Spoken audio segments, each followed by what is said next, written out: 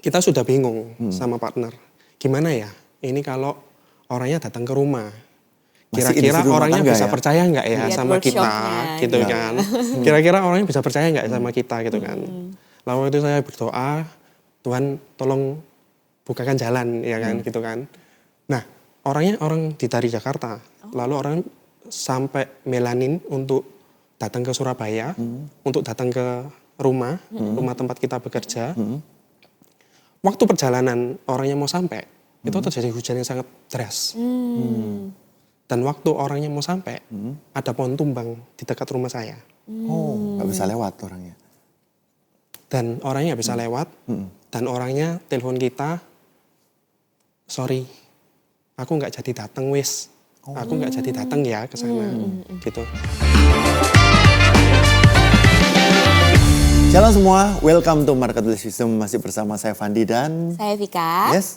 Hari ini kita ada tema yang menarik dari industri rumahan sekarang jadi pabrik omset puluhan miliar. Vika, saya rasa ini tema cukup penting ya. Kenapa? Karena ada banyak di antara kita atau jemaah juga yang sampai Tuhan pakai level tertentu terus stuck di situ. Betul. Padahal pengen Tuhan kapan aku dapat dimensi yang lebih tinggi lagi, glory yang lebih tinggi lagi. Nah, sekarang saatnya kita akan spill dari narasumber yang sudah disiapkan. Tanpa berlama-lama lagi, kita silakan memperkenalkan diri, sebutkan namanya, kemudian melayani di GMS sebagai apa. Halo teman-teman semuanya, perkenalkan nama saya Alvin. Saya dari PT Delivery Utama Indonesia. Kami bergerak di bidang industri F&B. Produk yang kami jual antara lain seperti sirup, powder drink, kebutuhan bakery, mesin kopi, dan grinder. Ya. Dan saya di GMS, di pengembalaan GMS, saya berada di pengembalaan West Family sebagai coach dan sekarang sedang pelayanan di edukasi ministry. Ya, under Vika gitu. Kespil deh. Iya. Bagaimana titik balik ketika dari industri rumah tangga tahu-tahu bisa jadi sebesar ini ya, katanya puluhan miliar sekarang. Jadi menarik. Ya, kita pengen tahu. Iya. Ceritanya kan kita, jadi sebelum memulai bisnis ini, itu saya itu kan kongsian sama ada satu teman saya, dua teman saya, kita kongsian bertiga itu sebelumnya kita nggak kerja ini dulu. Sebelumnya kita itu kerjanya itu di bidang makan minuman juga, cuman kita itu impor snack impor gitu waktu itu. Kita mulainya gitu kan. Kita mulai snack impor, lalu kita pernah jualan martabak. Jualan es krim di pasar, pernah juga. Dan akhirnya waktu tahun 2016 itu kita berpikir kok industri ini bagus ya untuk dijalanin. Akhirnya kita menjalanin industri ini. Seperti itu. Katanya dengan modal yang sangat minim juga ya? Iya, sangat minim. Cuman nggak sampai 50 juta, 25 jutaan lah sekitar ya. Pertama kali kita segituan. Iya, begitu. Dan kalau ditanya kenapa, kok bisa sampai begini, ya mungkin bisa cerita dari awal. Kita akan berdiri dari tahun 2016, itu kita dari rumahan dan kita melakukan R&D dan sebagainya macam, itu kita joinan berempat waktu itu.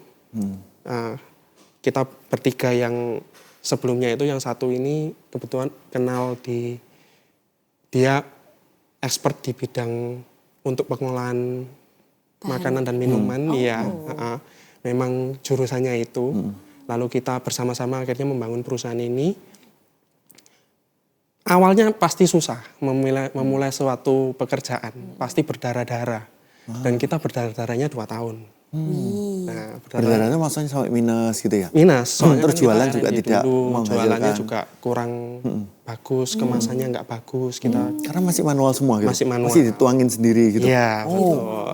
Nah, dan akhirnya seiring berjalannya waktu, kita door to door, ya kan, kita nawarin, ya kan, dan akhirnya bisa menutup operasional dan mengumpulkan modal di tahun 2019. Itu titik aman pertama ya? Ya, pokoknya titik aman pertama. Ya. Jadi teman-teman harus ini juga ya bisa ngelihat jangan ambisi yang terlalu tinggi terus nggak sabaran gitu ya. Tetap harus sabar sampai Ya kita bisa. start small lah Pak. Ya. Mulai dari yang Baby kecil. step-nya juga ya. Betul. Dan akhirnya kita memberanikan diri untuk mengikuti event, untuk branding dirinya kita. Apa yang membuat berani dengan segala kemanualannya gitu ya? Kadang-kadang orang juga nggak pede kan. pede, Aduh betul. barangku ini masih begini. Ya. Nanti ikut pameran malah dicacatin orang, dibully orang begini. Apa yang membuat itu berani? Ya kita harus kita harus percaya diri sama produknya kita yang pertama, ya kan? Kan kita pasti kalau membuat suatu produk kita harus coba rasanya, Betul. ya kan? Sama seperti kalau kita mempromosikan sebuah restoran nih, restoran ini enak banget gitu kan? Kan kita harus dengan hati yang semangat. Kalau ini enak banget ini gitu kan, dan kita harus juga bisa approve kalau barang buatan kita tuh enak banget. Ya. Dengan cara kita membandingkan dengan produk-produk sejenis kompetitor, dan kita yakin kita menang dalam pemilihan blind test misalnya gitu kan. Nah kita merasa kita sudah bisa menyaingi gitu kan, masuk list top 1, 2, 3 gitu kan. Kita berani untuk launching produk tersebut. Dan waktu itu kita sudah pede dan akhirnya kita ikut pameran tersebut. Jadi tetap itu. secara iman punya tapi standar minimal juga harus ada ya. Betul. Iya betul. Oke, lanjut, Cuman lanjut. saya ada cerita yang Nah, sangat boleh. Lebih lucu menarik. banget. Apa itu? Itu Gimana?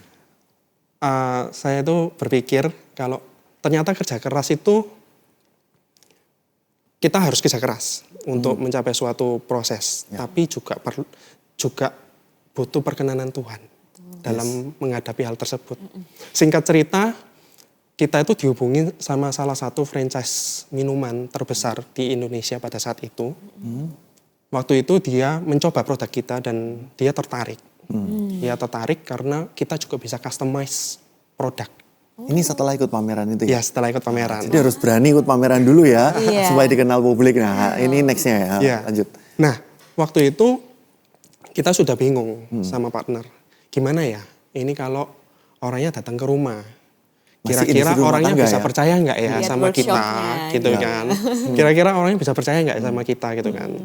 Lalu itu saya berdoa, Tuhan tolong bukakan jalan, ya kan, gitu kan? Nah, orangnya orang dari Jakarta, lalu orang sampai Melanin untuk datang ke Surabaya, untuk datang ke rumah tempat kita bekerja. Waktu perjalanan orangnya mau sampai, itu terjadi hujan yang sangat deras.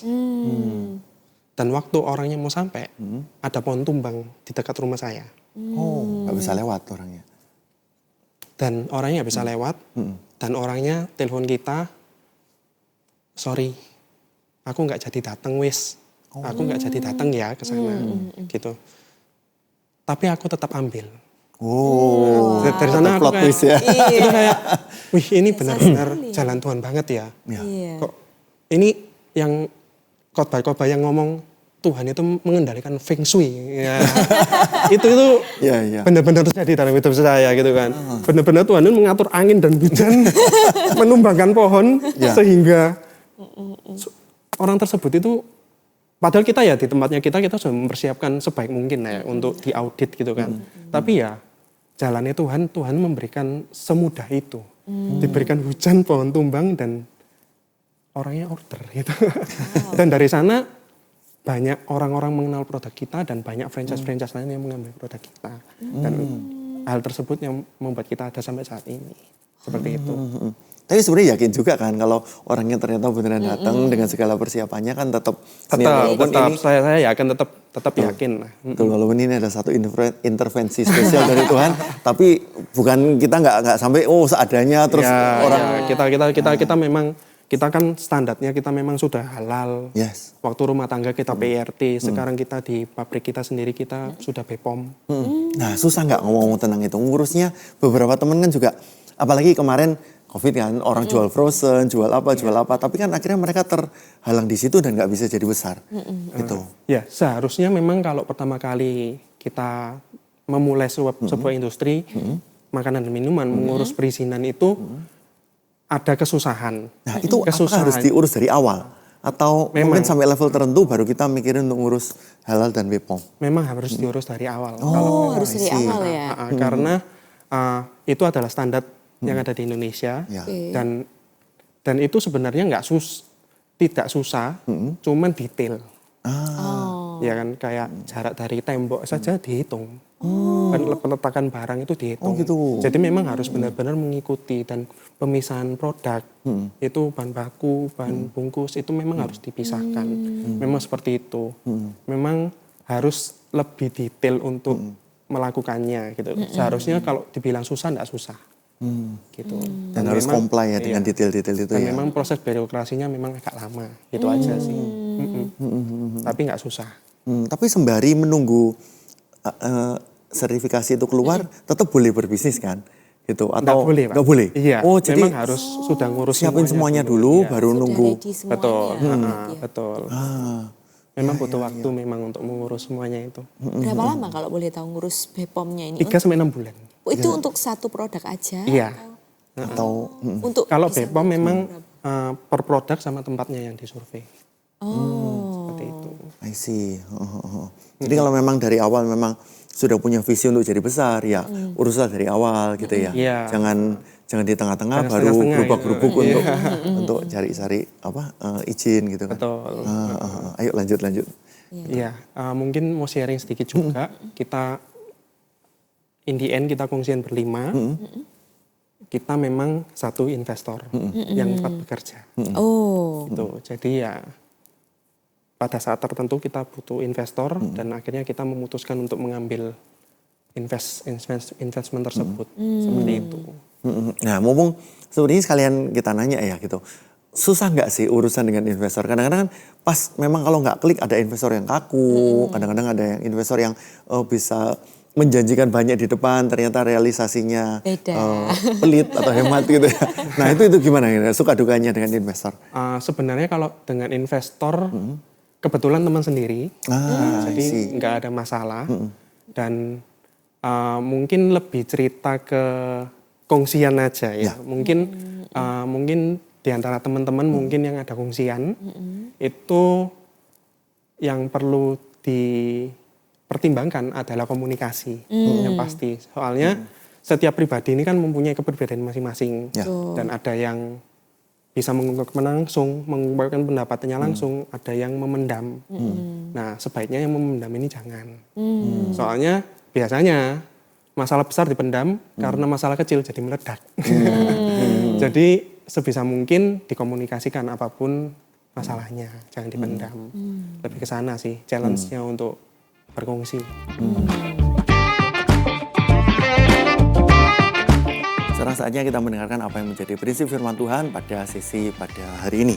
Saya ambil dari 1 Samuel 23 ayat 26 sampai ayat yang 28.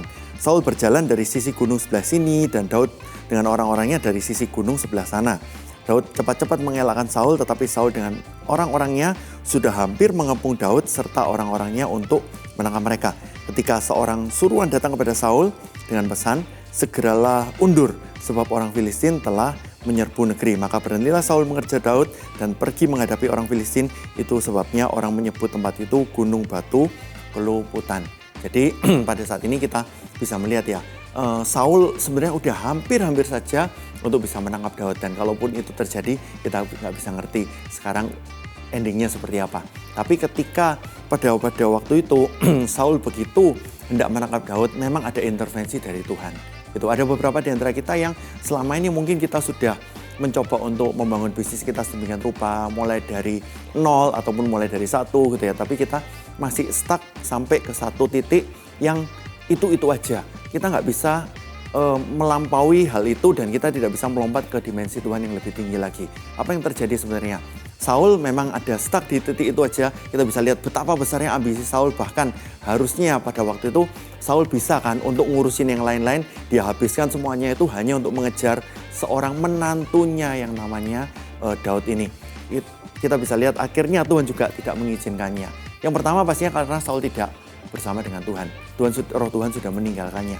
Dan yang kedua, kita juga bisa lihat bahwa ada hal-hal yang duniawi yang itu menjadi sehari-harinya Saul dan itu yang Saul kejar. Bagaimana dengan masing-masing kita semua?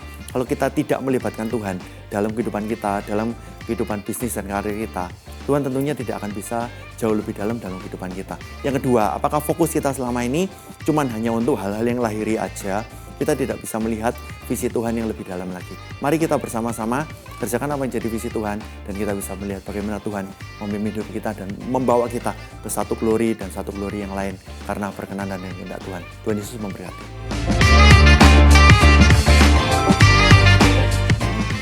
Selain komunikasi apa ada challenge lain? Karena kan konsepnya jumlahnya bukan cuma 1-2 orang ya, ini kan berlima. Betul. Banyak orang, pasti kan masing-masing kepala ini punya pemikiran sendiri, punya ide, punya apa. Oh, iya. Gimana menyatukannya kan dari orang yang berbeda. Kembali lagi, seperti yang diajarkan sama gereja kita tentang visi, perusahaan kita juga akhirnya di tahun 2022, berarti setelah 6 tahun kita punya visi dan misi. Visinya kita itu, ya kita banyak belajar dari gereja ini lah ya. Visinya kita itu menjadi one stop solution, menciptakan industri F&B yang sukses dan berkelanjutan. Misinya itu antara lain, pertama menciptakan produk yang inovatif, kedua memiliki barang dan jasa yang berkualitas, yang ketiga ini kita untuk internalnya kita memfasilitasi perkembangan personilnya perusahaan kita, gitu. Nah dari sini itu kita bentuk di tahun 2022, ya ini, kalau kita mau berdebat, ada ide, sesuai nggak dengan visi dan misinya kita. Kalau sesuai kita gas. Kalau nggak sesuai, kalau agak melenceng kita seperti ini loh, kita tujuannya seperti ini, seperti itu. Jadi kembali lagi yang menyatukan kita adalah visi dan misi perusahaan. Gitu. Jadi thank you untuk GMS yang mengajarkan visi. Luar biasa. Iya, seperti itu. Nah ini mumpung ada produk-produk yang pas tadi dibawa juga gitu ya. Memang ini bukan endorse ya, tapi bagaimanapun mungkin bisa cerita story-story di balik ini gitu ya. Seperti itu gitu. Ya, ini adalah produknya kita yang pertama kali. Ya, jadi kita pertama kali launching memang di sirup aja. Kita pertama kali launching itu 8 rasa. Dan sekarang kita sudah 40 lebih, hampir 50 untuk sirupnya sendiri. Seiring berjalannya waktu, melihat kebutuhan pasar, ternyata ada pasar yang memang mau tidak bisa suplai yang liquid, dia mau yang powder. Gitu. Jadi kita akhirnya membuat produk ini. Ini kita juga sudah 40 rasa lebih. Dan akhirnya kita kan berkecimpung nih dalam bidang beverage. Ya kan? Nah, visinya kita kan food and beverage. Nah, di beverage ini kita melihat kopi ini kok banyak banget. Nah, akhirnya kita masuk ke mesin kopi dan grinder. Jadi gitu sih story-nya. Oke, sekarang ngomong-ngomong tentang 40 rasa ya. Apakah itu sebenarnya mulai dari mana dulu? Apakah memang konsumen yang request dulu atau Anda yang offering dulu, develop dulu? Kebanyakan kita yang develop dulu. Nah, develop itu berdasarkan apa misalnya? Berdasarkan market. Berdasarkan market. Oh, market. Market kira-kira trennya suka jadi apa? Jadi misalnya gitu. Nih apa? Waktu itu baru-baru inilah ya. Pistachio kunafa. Oh iya. Akhirnya kita ada launching juga produk pistachio. Seperti itu. Jadi ya kita mengikuti tren lah. Sekarang nanya lagi, dengan 40 itu apakah nggak terlalu broad ya gitu? Iya. Sama kayak mie-instan kan, ada rasa ini, ada rasa ini. Tapi sebenarnya jujur kalau mie-instan kan paling kita maunya ini yang dan ori, ini. Nah, betul. Nah, memang challenge-nya di industri seperti itu, Pak. Nah, kita mau sedikit rasa, tapi top semua, atau banyak rasa, tapi kita bisa menggapai seluruh market, gitu kan. Dan akhirnya kita memutuskan untuk menggapai all market, Pak. Jadi kita memang fokusnya untuk memperbanyak SKU supaya target marketnya lebih banyak dan puji Tuhan, Pak. Ya tadi apa? SKU? SKU itu macam produknya, berapa macam produk. Ini jadi sirup ini kita ada 40 SKU plus 40 hampir 50 SKU gitu kan. Nah, kita memperbanyak macamnya itu untuk targetnya kita perbesar. Seperti itu. Jadi kita enggak mau fokus di produk sedikit produknya itu. Tapi kalau mungkin yang seleranya dikit-dikit dan itu nggak profit maker gimana? Atau tetap biarin aja gitu? Wasting energy nggak? Untuk selama ini ya Pak ya, kita itu hampir 50 itu kita cuma discontinue 1, Mas ya. Wow. 1 itu karena apa? Karena rasanya durian. Oh. Kita waktu itu inovasi durian, Iya. kita akhirnya discontinue 1 durian karena flavornya melekat, terus jadi Melekat maksudnya nggak bisa hilang dari hidung gitu. dan di mesin juga. Oh, dari mesin juga. Dan akhirnya, dia merusak dan yang lain akhirnya, ya? Merusak rasa ya yang itu lain ya? betul. Jadi akhirnya setelah beberapa pertimbangan kita discontinue gitu kan. Jadi memang benar-benar kita itu kalau menciptakan produk itu kita berusaha waktu launchingnya itu kita promosikan. Kita brandingnya seperti itu. Ya, jadi kayak 40 ini 40 jalan brand perfect maker semua ya. Jalan, ya. Oh, padahal kita mikir paling 5 atau 10 rasa kayak ini bisa sampai 40. Iya, Biasa sih, dan sedetail itu memikirkan market itu sampai 40 rasa itu mengolahnya kan juga nggak mudah ya berarti. Betul, kan? itu juga challenge juga. Iya. Untuk dari tim produksinya, Betul. untuk tim operasionalnya, tim gudangnya memang ya itu gunanya kongsian banyak. Jadi setiap kepala mewakili divisi masing-masing. Jadi kita bisa fokus dan hal tersebut juga itu yang membuat kita growth-nya bisa lebih cepat. Kepalanya banyak, yang mikir banyak dan fokus di divisinya masing-masing. Seperti itu. Oke, ya pertanyaan selanjutnya. Gimana caranya untuk menjaga standarisasi rasa supaya tetap konsisten? Nah, ya itu juga challenge juga. Jadi kita pasti ada quality control di setiap produksi. Rasa beda kita nggak lanjutin. Kita sampai segitunya. Pernah nggak bikin satu produksi massal ternyata gagal gitu ya? Pernah. Pernah, Pak. Buang? Kita buang. Oh. Soalnya kita benar-benar mau jaga rasa dan kualitas dari produknya kita. Soalnya konsumen ini kalau makanan ini sangat sensitif, Pak. Enak, begitu nggak enak sekali nggak mau pesen, Pak. Sama kan kayak kita kalau kita ke restoran, kita enak nih, pertama kali enak. Lalu kedua kali nggak enak, entah chefnya ganti, entah walaupun lagi nggak mood, kita mungkin bisa nggak balik loh, Pak. Jadi untuk makanan minuman itu sesensitif itu, Pak. Ya. Untuk rasa. Jadi kita benar-benar jaga kualitasnya kita. Kita mempunyai R&D yang kuat supaya supaya produk kita ini terjaga. Nanti ada komplain, kita juga nyiapin barang untuk dites untuk membuktikan kualitasnya kita seperti. Jadi kita setiap batch produksinya kita simpen untuk dites. Seperti itu. Oke. Nah, satu lagi kan tadi Bro Alvin sempat cerita masuk ke food chain juga ya. Gitu. Iya. Jadi ya kita tahu ada itulah kita bisa sebut merek dan itu mereknya besar-besar gitu ya. Nah, itu gimana? Maksudnya dalam arti yang pertama di satu sisi memang tetap harus jaga kualitas dan layanan, tapi kadang-kadang setahu saya food chain itu juga pasti minta harga yang sangat kompetitif kan dibandingkan dengan yang lain. Kadang kita profitnya cuman kecil atau apa gimana? Iya betul. Betul, kalau dengan franchise yang seperti itu kita memang marginnya pasti tipis karena dengan kuantiti yang lebih besar. Tapi untuk mereka mau kepada kita itu yang pasti kita harus membranding dirinya kita. Membranding dirinya kita sebaik mungkin sehingga mereka itu willing untuk datang ke kita, untuk cari kita. Dan waktu cari kita harus juga mempersiapkan dengan baik. Kita harus mempersiapkan produknya dengan baik. Kita juga ada tim untuk present juga. Jadi kita anggapannya ada kayak barista internalnya kita untuk yang membuat menu setiap harinya. Setiap hari kita ada target buat menu berapa. Jadi itu yang dikasihkan ke mereka. Nanti didemokan ke mereka. Jadi ya itu. Apa yang membuat Anda sedemikian percaya diri gitu ya? Padahal kan orang-orang bilang, oh ini orang Surabaya, orang lokal, orang daerah. Tapi kan ternyata Anda bisa masuk ke tadi food chain nasional gitu, tidak cuma satu tapi beberapa juga dengan segala hal yang Anda capai selama ini. Gitu. Kira-kira apa yang membuat? Yang membuat kita percaya diri, yang pasti karena rasa. Rasanya kita bisa bersaing, kita berani bersaing dengan harga yang jauh lebih murah daripada kompetitor yang impor.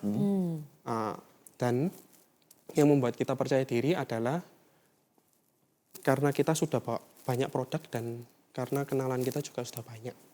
Dan kita mempunyai tim internal yang kuat untuk mempromosikan barang-barang kita. Bahkan kita di marketplace juga ada untuk mempromosikan barang-barangnya kita. Kita gencar di offline, secara online kita juga kita ngikutin segala macam platform, marketplace di online juga gitu kan, Instagram, TikTok kita juga aktif di sana. Jadi kita menguatkan offline, online, orang jadi kita Dan juga pede. B2B-nya juga. Gitu. Iya. Ini segala lini nih.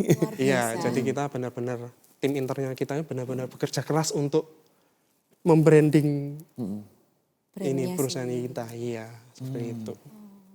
Tapi ada store tokonya juga atau Kita enggak ada. Enggak ada. Kita enggak ada titip supermarket ya. Kita memang langsung B2B. Iya. Seperti itu. Keren. Wow, luar biasa sekali. Lalu kalau Kongsian kan berarti tadi 5 orang, pembagian divisinya kan tadi berarti sudah ada sendiri-sendiri ya. Iya, Jadi iya. A pegang apa, B pegang apa. Nah terus kalau tentang bagi hasil nih kan, ini menarik juga kita pengen tahu karena Kongsian 5 orang tadi yang satu kan investor, yang 4 itu adalah yang tim yang mungkin bekerja di lapangan. Pembagian hasilnya gimana kalau untuk? Oh, untuk pembagian hasil dividen nih, Bu. Bu C. Sorry, Ceko. Iya. Iya, Ceko. Untuk pembagian dividen itu kita Investor 9 yang paling tahun. besar ya? 9 tahun belum bagi dividen. Oh really? Iya. Terus semuanya Soalnya digaji kita gitu? ya semuanya gaji dan kita memang sepakat kita untuk nggak mengambil dividen Untuk sampai 5 diputerin tahun ke ke yang depan itu ya? untuk benar-benar Ekspansi fokus gitu. mengembangkan perusahaan ini. Wow. Jadi memang kita komitmen. Kita nggak tarik dividen di awal ya. Ya. Soalnya kita memang fokus untuk mengembangkan industri ini. Nah, Seperti itu. Jadi mungkin bagi teman-teman juga jangan cepet-cepet tarik dividen.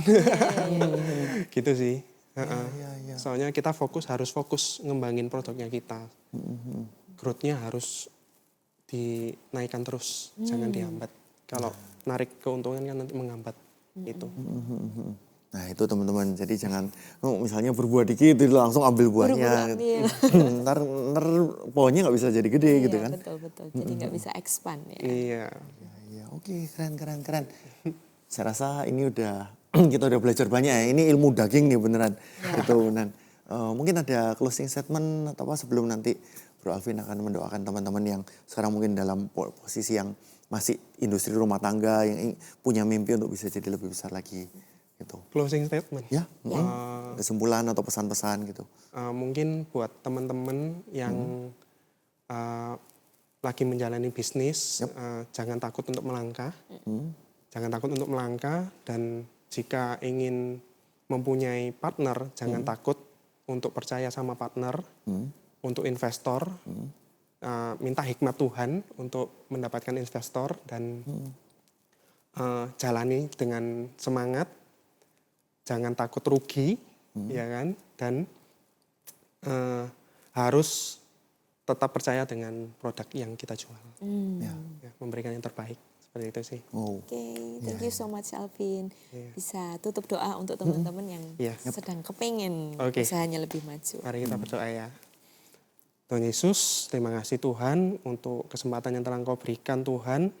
Hari ini Tuhan, hamba-Mu berdoa Tuhan untuk anak-anak teman-teman Tuhan yang mau menjalani sebuah bisnis, yang mau menjalani sebuah bisnis bersama teman-temannya Tuhan.